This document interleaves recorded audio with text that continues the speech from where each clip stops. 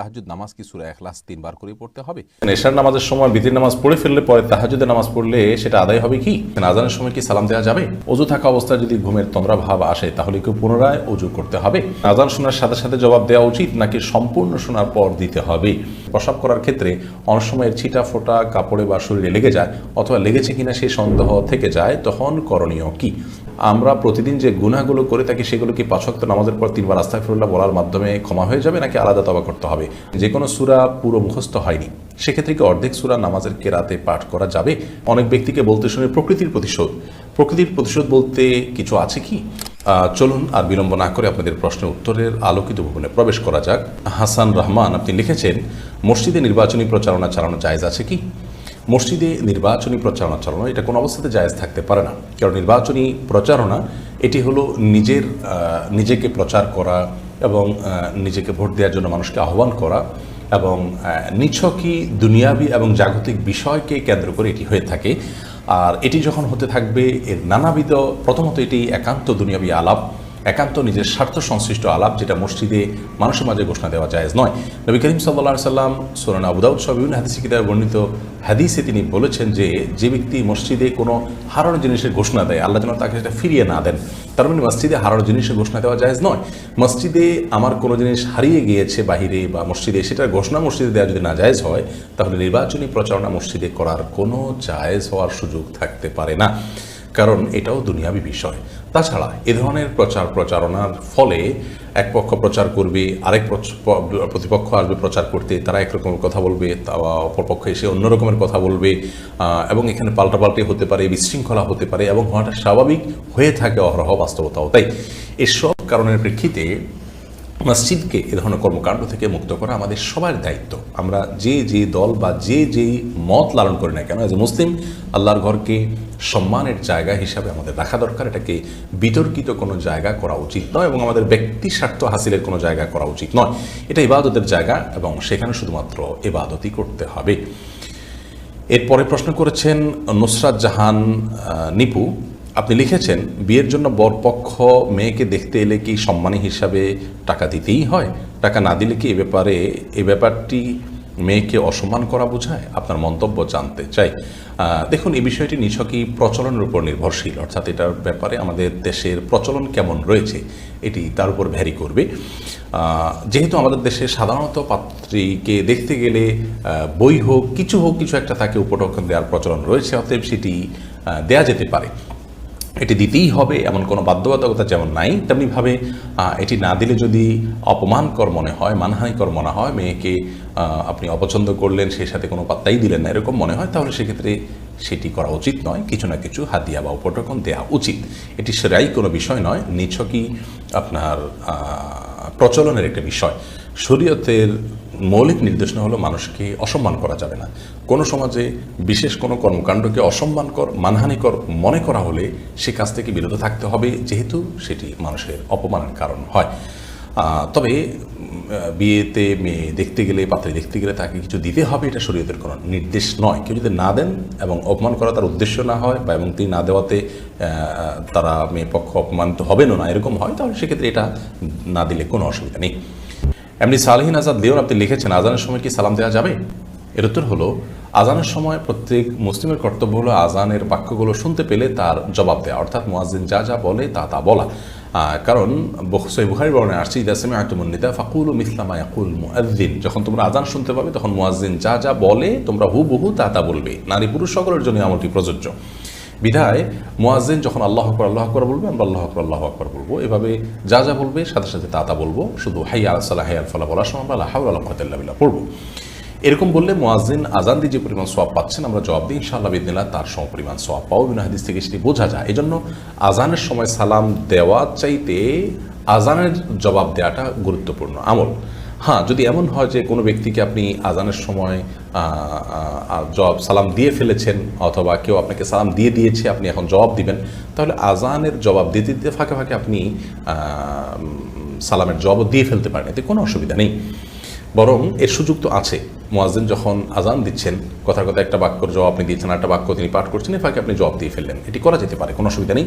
এবং রাদ্দুল মুখতারে এই বিষয়ে ফতোয়া রয়েছে যে এটি করা যেতে পারে। তবে সবচেয়ে ভালো হয় যদি আজানের সময়টাতে আপনি নীরব থেকে আজানের জবাবটা দিয়ে তারপরে কারোর সাথে সাক্ষাৎ করে সালাম দিলেন, তিনি জবাব দিলেন, এটা হয় সবচেয়ে ভালো।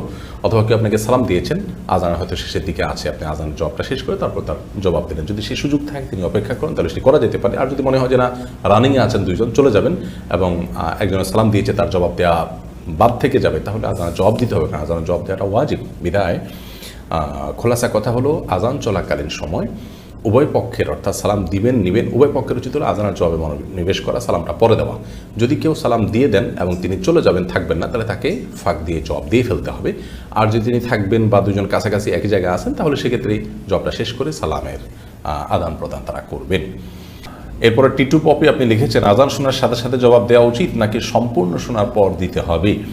এর উত্তর হলো যে আজানের বাক্যগুলো শোনার পরপর আমরা দিয়ে যাব, মুয়াজ্জিন বলার পরেই আমরা দিব, কিন্তু সম্পূর্ণ আজান মুয়াজ্জিন শেষ করবে তারপর আমি একটা একটা করে বলবো। ব্যাপারটা এরকম নয়। মুয়াজ্জিন যখন আল্লাহু আকবার বলবে তখন আমরা আল্লাহু আকবার বলবো, মুয়াজ্জিন যখন আশহাদু আল্লা ইলাহা ইল্লাল্লাহ বলবে তখন আমরা আশহাদু আল্লা ইলাহা ইল্লাল্লাহ বলবো। কারণ বিষয় সহিহ মুসলিম বর্ণিত হাদিসে আমরা দেখতে পাই, নবী করিম সাল্লাল্লাহু আলাইহি ওয়াসাল্লাম বলেছেন, মুয়াজ্জিন যখন আল্লাহু আকবার বলবে তোমরা আল্লাহু আকবার বলবে, মুয়াজ্জিন যখন আশহাদু আল্লা ইলাহা ইল্লাল্লাহ বলবে তোমরা আশহাদু আল্লা ইলাহা ইল্লাল্লাহ বলবে, মুয়াজ্জিন যখন হাইয়া আলাস সালাহ হাইয়াল ফালাহ বলবে তখন তোমরা লা হাওলা ওয়ালা কুওয়াতা ইল্লা বিল্লাহ বলবে। এখান থেকে বোঝা যায় হাদিস থেকে যে বাক্যগুলো মুয়াজ্জিন বলার পর আমরা বলবো। সবগুলো বাক্য বলে শেষ করেছে আজানের, তারপরে আমরা জবাব দিব বা আমরাও হুবহু বলবো, ব্যাপারটি সেরকম নয়। এরপর পাবেল আলম আপনি আইডি থেকে লিখেছেন, আমি গর্ভবতী, আমার স্বামী নামাজ পড়তে চায় না, এটার কোনো প্রভাব কি আমার সন্তানের উপরে পড়বে? আপনার সন্তানের উপর আপনার স্বামীর বেনামাজি হওয়ার কারণে কোনো প্রভাব পড়বে বলে কোরআন হাদিসের আলোকে আমাদের মনে হয় না। কারণ হলো আল্লাহ রাব্বুল আলামিন একজনের দায়ে এর বোঝা, একজনের পাপের বোঝা অন্যজনের উপর চাপান না।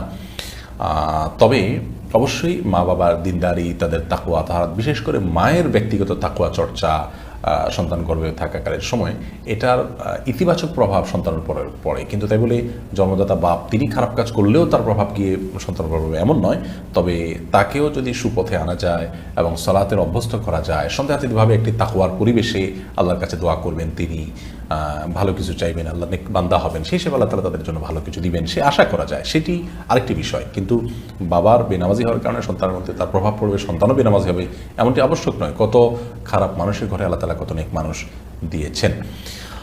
আব্দুর রহমান সিয়াম আপনি লিখেছেন, আমি শুনেছি মেয়েদের হায়েজ নিফাস হওয়ার পর তাদের বিয়ে না হওয়া পর্যন্ত প্রত্যেক হায়েজ নিফাসের সময় বাবার গুনাহ হয়, এটা কি সত্য? না, এটা সম্পূর্ণ ভিত্তিহীন কথা।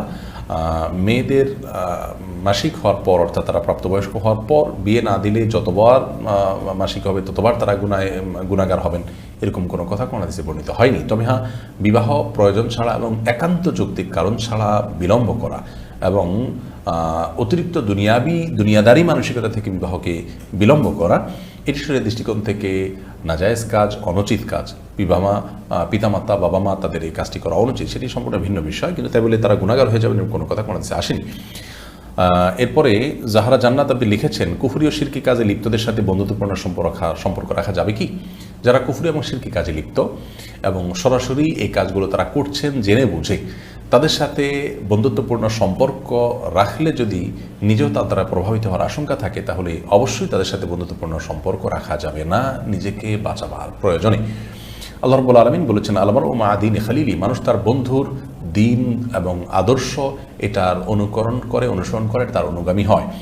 অতএব ফালিয়ানজুর আহাদুকুম মা ইউখাল, তোমাদের কে কার সাথে বন্ধুতা করছে তোমরা সেটি খেয়াল করো। এই জন্য শিরকে কুফরিতে লিপ্ত ব্যক্তিকে বন্ধু বানানো উচিত নয়। তবে হ্যাঁ, যদি তার সাথে বন্ধুতাপূর্ণ সম্পর্ক থাকলে তাকে নাসিহা করা যায়, দাওয়াত দেওয়া যায় এবং নিজে তার প্রভাব দ্বারা প্রভাবিত হওয়ার আশঙ্কা না থাকে, তাহলে সেক্ষেত্রে বন্ধুত্বপূর্ণ সম্পর্ক রাখা যেতে পারে, সেটি দাওয়াতের উদ্দেশ্যে। অন্যথায় ওয়ালা এবং বারার দাবি হলো এ ধরনের মানুষকে বন্ধু হিসাবে গ্রহণ না করা। সাদিয়া সরকার আপনি লিখেছেন, লম্বা হওয়ার কোনো দোয়া আছে কি? খাটো হওয়ার কারণে আমার বিয়ে বিলম্বিত হচ্ছে। আল্লাহ তাআলা সহজ করুন আপনার বিয়ের বিষয়টি, আমরা দোয়া করি। আর আপনাকে বলছি যে লম্বা হওয়ার জন্য সুনির্দিষ্ট কোনো দোয়া কোন হাদিসে বর্ণিত হয়েছে বলে আমাদের জানা নেই। তবে আপনি সাধারণভাবে আল্লাহর কাছে দোয়া করতে পারেন যেন আল্লাহ তাআলা আপনার বিয়েকে ত্বরান্বিত করেন এবং সহজ করেন। আর মনে রাখবেন যে লম্বা হওয়ার দোয়া করলেই যে আপনার বিয়ে হয়ে যাবে ব্যাপারটি সেরকম নয়। দোয়ার ক্ষেত্রে আমাদেরকে বিচক্ষণতার পরিচয় দিতে হবে, শরীয়ত আমাদেরকে সে নির্দেশই করেছে। অনেকে আল্লাহর কাছে চান যে আল্লাহ আমার এত টাকা যেন হয়, তো এত টাকা হলেই যে আপনি সুখী হবেন ব্যাপারটি তো সেরকম না। এত টাকা হলো, তার চেয়ে বেশি টাকা খরচের ব্যবস্থা হয়ে গেলো, তাই লাভ কি? একজন আল্লাহর কাছে দোয়া করেছেন, আল্লাহ আমার যেন এমন জীবন আসে যে আমার 2 হাত ভর্তি টাকা থাকে এবং আমার আশেপাশে শুধু মেয়ে আর মেয়ে থাকে। তো সেই ভদ্রলোক দেখা গেল যে কোনো একটা কলেজের আপনার বাসের হেল্পারে চাকরি পেয়েছে, 2 হাত ভর্তি টাকা থাকে, সেটা মানুষের আশেপাশে মেয়েরা আছে, মেয়েরা কলেজের ছাত্রী। তো এই ধরনের দোয়া অহেতুক দোয়া, এই ধরনের দোয়া কোনো যৌক্তিক দোয়া নয়। আপনি দোয়া করবেন আল্লাহ আমাকে সুখ শান্তি দেন, আমাকে ভালো জীবন সঙ্গিনী দেন, আল্লাহ তাআলা তার জন্য যা দরকার সেটি ব্যবস্থা করবেন, আপনার দোয়া যদি শর্ত পূরণ করে করতে পারে। অতএব লম্বা হলেই যে আপনার বিয়ে হয়ে যাবে ব্যাপারটা সেরকম নয়। অতএব লম্বা হওয়ার দোয়া না করে আপনি আল্লাহর কাছে দোয়া করবেন যাতে আপনার সমস্যার সমাধান হয়। আপনি যে অবস্থা আছেন সেই অবস্থা থেকেও তো আল্লাহ তাআলা আপনার বিয়ের ব্যবস্থা করতে পারেন। এছাড়া এমনিতে একজন মানুষের সাধারণ যে আপনার দৈর্ঘ্য থাকে বা লম্বা থাকেন, তিনি তার থেকে লম্বা হওয়ার জন্য ব্যায়ামের কথা অনেকে বলা হয়ে থাকে, সেগুলো সংশ্লিষ্টদের সাথে আলাপ আলোচনা করে সেগুলো যৌক্তিক হলে সেগুলো থেকে আপনি উপকৃত হতে পারেন, সেটা সম্পূর্ণ আরেকটি বিষয়। এরপরে চন্দ্র খন্দকার আপনি লিখেছেন, কত বছর বয়সে নামাজ ফরজ হয়? প্রাপ্তবয়স্ক হলে তখন নামাজ ফরজ হয়, মেয়েরা যখন মাসিক হয় তখন থেকে, ছেলেরা যখন স্বপ্নদোষ শুরু হয় তখন থেকে দাড়ি ইত্যাদি গজালে সেটাকেও আপনার প্রাপ্তবয়স্ক হওয়ার আলাদা হিসেবে ধরা হয়েছে। আর যদি এটি না হয় তাহলে সেক্ষেত্রে এটার একটা বয়সের সীমানা ধার্য করা হয়েছে, সেটা হলো বেশিরভাগ ওলামাদের বর্ণনা অনুযায়ী, মত অনুযায়ী ছেলেদের জন্য 15 বছর। আলী মাজেদ আপনি লিখেছেন, সুইসাইড করে মারা গেলে কি কখনো জান্নাতে যাবে না? সুইসাইড করে মারা গেলে কখনো জান্নাতে যাবে না এমন কোনো কথা নেই, তবে সেটি গুনাহের কথা, কবিরা গুনাহের কথা, পাপের কথা, এই জন্য আল্লাহর কাছে পাপিষ্ট হতে হবে, কিন্তু এরপরেও জান্নাতে যাওয়ার অপশন খোলা থাকে, যদি আল্লাহ তাআলা চান মাফ করতে পারেন। নাজমুস সুলতান আপনি লিখেছেন, ফোনে কোরআনের অ্যাপ আছে, অনেক সময় ফোনে পা লেগে যায়, এতে কি গুনাহ হবে? না, এতে গুনাহ হবে না, কারণ আমাদের ভেতরে তো কোরআন আছে, অ্যাপে যেরকম সফট কপি আছে, আমাদের বক্ষেও তো সফট কপি আছে, তো আমাদের কারো গায়ে লাগলে কি গুনাহ হয়? গুনাহ হয় না, অতএব এখানেও গুনাহ হবে না। মোহাম্মদ সজিব হাওলাদার আপনি লিখেছেন, সিগারেট খেলে নামাজ হবে কি? সিগারেট খেলে তার সাথে নামাজের আসলে কোনো সম্পর্ক নেই, বরং সিগারেট বা ধূমপান করা এটা সম্পূর্ণ গুনাহের কথা। আল্লাহ বলেছেন, লা তুলকু বিআইদিকুম ইলা তাহলুকা, তোমরা নিজেদেরকে ধ্বংসের দিকে ঠেলে দিও না। বিধায় এমন কোনো কাজ করা জায়েজ নয় যে কাজ করলে আমরা ক্ষতির মুখে পড়বো। ধূমপান স্বাস্থ্যের জন্য ক্ষতিকর হওয়ার কারণে করা জায়েজ নয়, আর আরও অনেক কারণে এটি নিষিদ্ধ। ইসলামের দৃষ্টিকোণ থেকে এটি গুনাহের কথা ধূমপান করা, কিন্তু ধূমপান করলে তার সালাত হবে না ব্যাপারটা এমন না। ধূমপান করে যখন সে মসজিদে যাবে মুখ পরিষ্কার করে যাবে যাতে কোনো গন্ধ না থাকে, সেটি আরেকটি নির্দেশনা পৃথক। এরপর প্রিন্স ফারুক আপনি লিখেছেন, সুদখোরকে দান করলে দান কবুল হবে কি না? দান আপনি যে কোনো ব্যক্তিকেই করতে পারেন। আল্লাহ রাব্বুল আলামিন যখন কোনো দান আপনি করবেন, সেটা ইখলাসের সাথে যদি করেন, হালাল উপার্জন থেকে করবেন, তখন আল্লাহ তাআলা সেটা কবুল করবেন। সেটা কোনো খারাপ মানুষের জন্য করলেও হতে পারে, অমুসলিমকে দান করলেও সেটা কবুল হতে পারে। বিধায় সুদখোর হলে তাকে দান করলে কবুল হবে না, ব্যাপারটা এরকম না। বিশেষ করে সুদখোরকে যদি দান করে সুদ থেকে মুক্ত করার চেষ্টা করেন, সেটা তো আরও বেশি সওয়াবের কাজ হবে ইনশাআল্লাহ বিইذনিল্লাহ। উম্মে হাবিব আপনি লিখেছেন, হাজব্যান্ড সিগারেট খায়, এটা আমি অপছন্দ করি, আমি কি করতে পারি? আপনি তাকে বোঝাবেন, কাউন্সেলিং করবেন, নাসিহা করবেন, বায়না ধরবেন, ভালোবাসার যে দাবি, সেই দাবি থেকে তাকে বিরত রাখার চেষ্টা করবেন। এরপরও যদি তিনি বিরত না থাকেন, তিনি গুনাহগার হবেন। আপনি যদি সবর করেন, আল্লাহর কাছে আপনি তার জন্য আজর পেতে পারেন, অর্থাৎ আপনি বিচ্ছেদ না আছে যদি সবর করেন, থাকতে পারেন আপনি। আর আপনি যদি চান যে না, তার সাথে আমি বসবাস করার সুযোগ নেই, আমার কষ্ট হয়, তাহলে আপনি বিচ্ছেদ চাইতে পারেন, সেটা হবে আপনার জন্য জায়েজ নিছক, যদি আপনার জন্য বসবাস করা অসম্ভব এবং সে যদি নাছোড় বান্ধা হয়। এটা অনেক পরের স্টেপ এবং সর্বশেষ স্টেপ, কিন্তু মৌলিকভাবে এর জন্য আপনাকে দায়ী হতে হবে না, গুনাহগার হতে হবে না। রাবিয়া রহমান আপনি অস্ট্রেলিয়া থেকে 2টি প্রশ্ন করেছেন। প্রথম প্রশ্ন হলো, আপনার অজু থাকা অবস্থায় যদি ঘুমের তন্দ্রাভাব আসে তাহলে কি পুনরায় অজু করতে হবে? অজু থাকা অবস্থায় যদি ঘুমের তন্দ্রাভাব আসে আর আপনি কোনো কিছুর সাথে হেলান দেওয়া অবস্থায় না থাকেন কিংবা চিত হয়ে শুয়ে না থাকেন, তাহলে সেক্ষেত্রে আপনার অজু ভাঙবে না। বসে বসে যদি আপনি ঝিমান এবং সেই ঝিমুনির ফলে যদি আপনি এদিক সেদিকে হালকা ঢলেও যান, তাতেও আপনার অজু ভঙ্গ হবে না। তবে হ্যাঁ, ঝুমোতে যদি আপনি পড়ে যান তাহলে অজু ভঙ্গ হয়ে যাবে, অথবা হেলান দিয়ে যদি ঝিমিয়ে পড়েন তাহলে অজু ভঙ্গ হয়ে যাবে।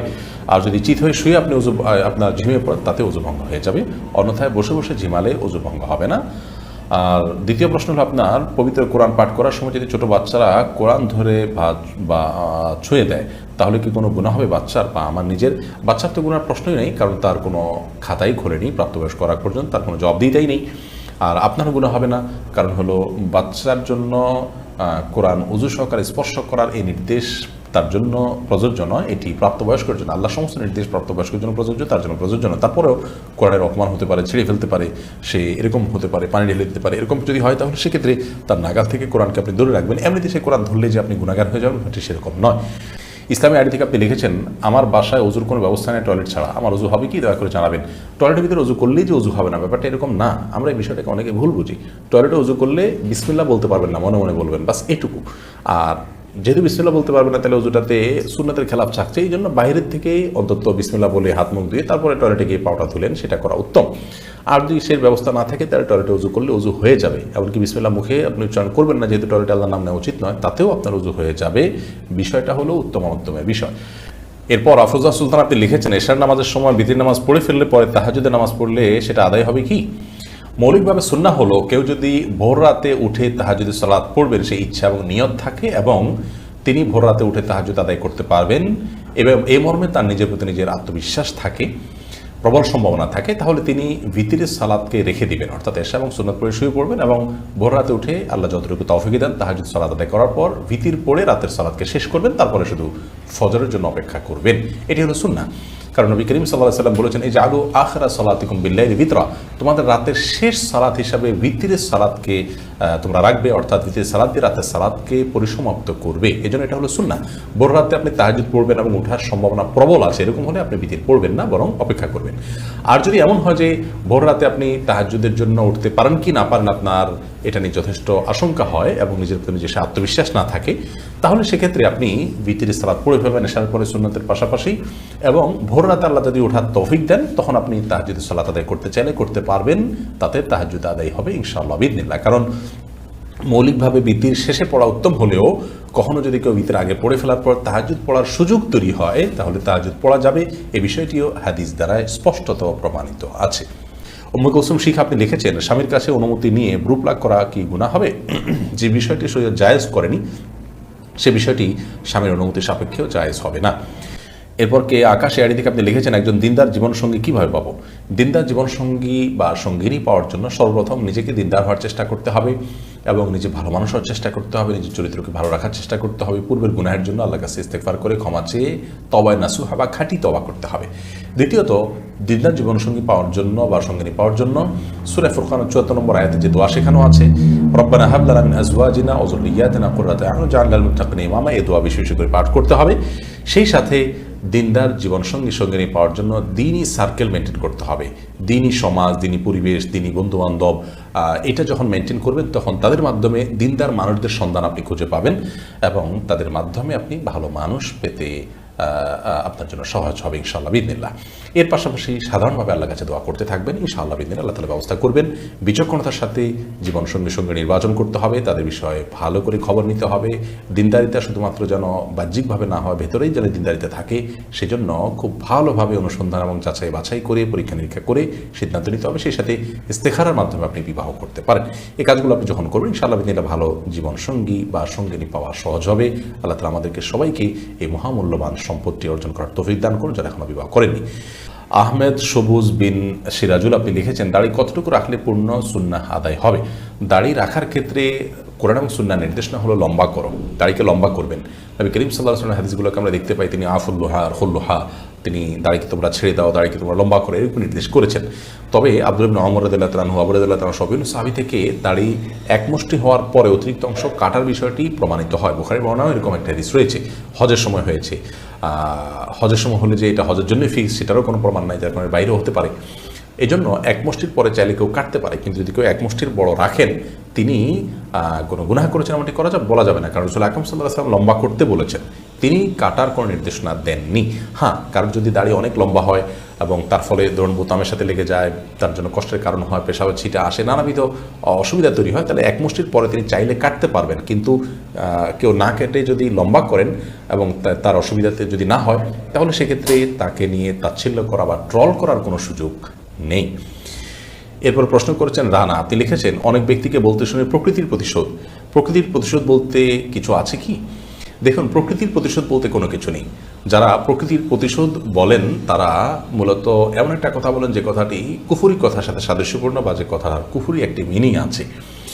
প্রকৃতি আল্লাহর সৃষ্টি, অতএব এই প্রকৃতি কোনো প্রতিশোধ নিতে পারে না বা প্রকৃতির প্রতিশোধ পরায়ণ হতে পারে না। আল্লাহ রাব্বুল আলামিন কারোর কোনো পাপের কারণে তাকে প্রায়শ্চিত্তের মুখোমুখি করেন, শাস্তির মুখোমুখি করেন, সেটি হতে পারে। আল্লাহর কথা না বলে প্রকৃতির কথা বলা, এটা হলো সেকুলার। এবং আল্লাহকে যারা স্বীকার করতে চান না, আল্লাহর প্রতি ঈমান আনয়ন করতে চান না, ঈমানদার এবং আল্লাহর কাছে আত্মসমর্পণ করে মুসলমান হতে চান না, তাদের স্টাইল। অতএব কোনো মুসলমানের জন্য এটা বলা জায়েজ নয়, উচিত নয় যে প্রকৃতির প্রতিশোধ ইত্যাদি। বরং এই প্রকৃতি এটা আল্লাহ তাআলার সৃষ্টি, সে কীভাবে প্রতিশোধ নেবে? আল্লাহ তাআলা এই প্রকৃতি দিয়ে কোনো ব্যক্তিকে শাস্তি দিতে পারেন, উপযুক্ত তার প্রাপ্য দিতে পারেন, সেটি সম্পূর্ণ আল্লাহ তাআলার বিষয় এবং গায়েবের বিষয়। আমরা সে বিষয়ে যে সবসময় মন্তব্য করতে পারবো তা নয়।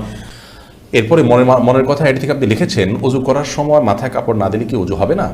অজু করার সময় যদি মাথায় কাপড় নাও দেন তবু অজু হয়ে যাবে। অজু করার সাথে মাথায় কাপড় দেওয়ার আসলে কোনো সম্পর্ক নেই। বরং আপনি যখন অজু করবেন, আপনার তো চুলের গোড়া, কানের লতি, এই সবগুলো ধুইতে হবে। তো আপনি মাথায় কাপড় রেখে এগুলো কীভাবে ধোবেন? এরপর যখন মাথা মাসা করতে হবে আপনাকে, তখন তো কাপড় ফেলা ছাড়া আপনি কীভাবে মাসা করবেন? অতএব অজু করার সময় মেয়েরা মাথায় কাপড় দিতে হবে এমন কোনো বাধ্যবাধকতা নেই। যারা এমনটি বলে থাকেন সেটা নিছকই তাদের ভুল ধারণা। বরং মাথায় কাপড় ফেলেও তিনি অজু করতে পারেন, আর মাথায় কাপড় রেখেও অজু করতে পারেন। তবে মাসা করার সময় হয় কাপড়ের ভিতর দিয়ে মাসা করবেন, আর কাপড় সরিয়ে মাসা করবেন। কিন্তু মাথায় কাপড় না থাকা অবস্থায় অজু করলে কোনো অসুবিধা হবে না। টাপু জানতে চেয়েছেন, তাহাজ্জুদ নামাজ কি সূরা ইখলাস 3 বার করে পড়তে হবে? তাহাজ্জুদ নামাজে সূরা ইখলাস কয়বার করে পড়তে হবে এরকম কোনো সংখ্যা কোরআন হাদিসে নির্ধারণ করা হয়নি। কেউ চাইলে একবার পড়তে পারেন, কেউ চাইলে একাধিক পড়তেও পারেন, তবে 3 বার পড়তে এমন কোনো কথা নেই। তানিয়া তাবাসসুম আপনি লিখেছেন, যে কোনো সূরা পুরো মুখস্থ হয়নি, সেক্ষেত্রে কি অর্ধেক সূরা নামাজের কেরাতে পাঠ করা যাবে? নামাজের সূরা পুরো খতম করা কি বাধ্যতামূলক? দেখুন, যে কোনো সূরা যদি পুরো মুখস্থ না হয়, সেক্ষেত্রে অর্ধেক সূরা সালাতে আপনি যদি কেরাতে পাঠ করেন তাতে কোনো অসুবিধা নেই, আপনার সালাত হয়ে যাবে। সূরা ফাতিহা পুরোটা পড়েছেন, অনেক সূরা অর্ধেক পড়েছেন, তাতে সালাত হয়ে যাবে। সূরা পুরো শেষ করাটা বাধ্যতামূলক নয়। বিশেষ করে বড় সূরা যদি হয় তাহলে তো পুরো সেট শেষ করা অবশ্যই জরুরি না। ছোটো সূরা হলে আপনার পড়ে ফেলা উচিত। যদি আপনার মুখস্থ না থাকে, যেটুকু মুখস্থ আছে পড়েছেন, তারপর আপনি রুকুতে গেছেন, তাতে সালাত হয়ে যাবে। কিন্তু এমন জায়গায় থামবেন না যেখানে থামলে অর্থ বিকৃত হয়ে যেতে পারে। ছোটো সূরার ক্ষেত্রে এমনটি না করাই উচিত সাধারণত, যেহেতু অর্থ বিকৃতির সম্ভাবনা আছে। আপনি এমন জায়গায় থামলেন যে অর্থটা অপূর্ণাঙ্গ থাকলো, এই জন্য অর্থটা অন্তত দেখে নেবেন যে আপনি যেখানে থামলেন তাতে একটা কথা পূর্ণাঙ্গ হয় কিনা। হলে আপনি রুকুতে যেতে পারেন। এবং যদি খুব বেশি ছোট সূরা হয়, ধরুন 3 আয়াতের সূরা, তাহলে 2 আয়াত পরে আপনি রুকুতে চলে গেলেন। তো এরকম হলে আরেকটা আয়াত মুখস্থ করতে কতক্ষণ, সেটা করে ফেলা উচিত এবং এরকম অভ্যাস বানিয়ে নেওয়া উচিত নয়। যতদিন আপনার মুখস্থ না হলো ততদিন পর্যন্ত আপনি এটি করতে পারেন, যদি অর্থ বিকৃতির সম্ভাবনা না থাকে। এরপর ইলমা খন্দকার এসে আপনি লিখেছেন, ঘরের দেয়ালে আরবি হরফের ক্যালিগ্রাফি বা ডিজাইন করা কোনো দোয়া, যেমন আয়াতুল কুরসি, দোয়া ইউনুস ইত্যাদি টানানো জায়েজ আছে কি? এগুলো টানানোতে আমি মৌলিকভাবে খারাপ কিছু দেখি না। হারামাইনের বিভিন্ন দেয়ালে ও কোরআন কারীমের বিভিন্ন আয়াতের অংশ বিশেষ লেখা আছে, এবং আপনারা জানেন যে কাবার যে গিলাফ, সেখানেও কোরআন কারীমের আয়াত লেখা আছে। তো কোরআন কারীমের আয়াত লেখা থাকলে সেটাকে মানে ঝুলিয়ে রাখা, টাঙিয়ে রাখা সম্মানজনক পাবে, এটাতে কোনো দোষী কিছু দেখি না আমি। অনেকে বাধা দেন বা নিষেধ করেন, তারা কৃষি ভিত্তিতে নিষেধ করেন আমি জানি না। শরীয়তে কোনো কিছু নিষেধ করতে হলে তার কোনো ভিত্তি এবং রেফারেন্স থাকতে হয়।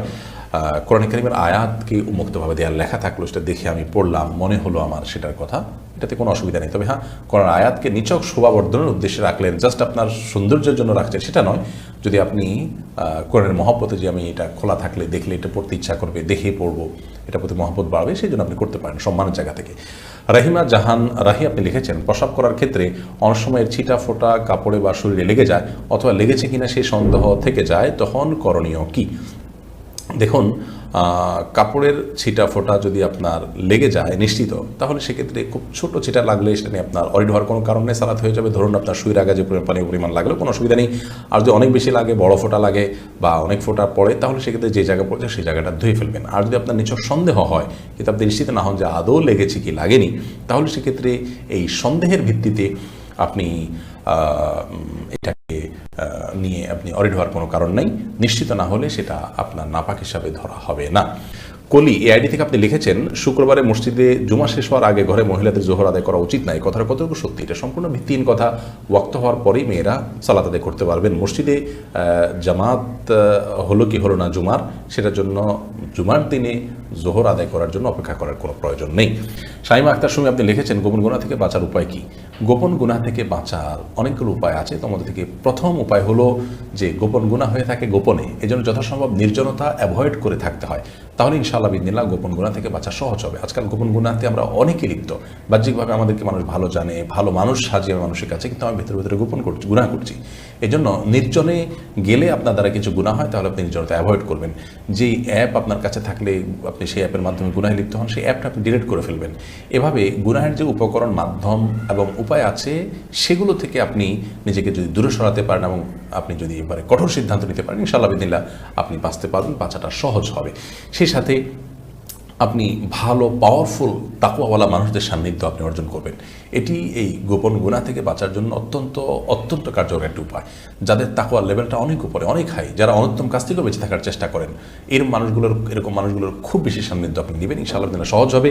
আল্লাহর কাছে আশ্রয় চাইবেন এবং দোয়া করবেন, আল্লাহ আপনি তৌফিক দান করেন। চোখের পানি ফেলে আল্লাহর কাছে লজ্জিত হয়ে মাপ চাবেন, ইনশাআল্লাহ আল্লাহ তাআলা আপনাকে সাহায্য করবেন। এবং যখন ঈমানের জোশ আসবে, তখন হিম্মত করে গোপন গুনার সমস্ত জড়গুলো উফড়ে ফেলবেন। সমস্ত অ্যাপ আনইনস্টল করা, সমস্ত কিছু ডিলিট করা বা যত ধরনের উপায় হতে পারে সেগুলো আপনি অবলম্বন করবেন, ইনশাআল্লাহ সহজ হবে। আল্লাহ তাআলা তৌফিক দান করুন। এমনি বিপ্লব হাসান লিখেছেন, আমরা প্রতিদিন যে গুনাহগুলো করে থাকি সেগুলো কি 5 ওয়াক্ত নামাজের পর 3 বার আস্তাগফিরুল্লাহ বলার মাধ্যমে ক্ষমা হয়ে যাবে, নাকি আলাদা তওবা করতে হবে? বড় গুনাহ, কবিরা গুনাহ করলে সেটার জন্য আলাদা তওবা করতে হবে। এই সাধারণ আস্তাগফিরুল্লাহ বা সাধারণ আমলের দ্বারা ছোট গুনাহ মাফ হবে, সগীরা গুনাহ মাফ হবে। কবিরা গুনাহ, যে গুনার শাস্তির কথা বলা হয়েছে, সতর্ক করা হয়েছে, কঠোরতা বলা হয়েছে যে গুনার কারণে, সেই গুনাহ মাফ হবে না সাধারণ কোনো আমল দ্বারা তওবা ছাড়া।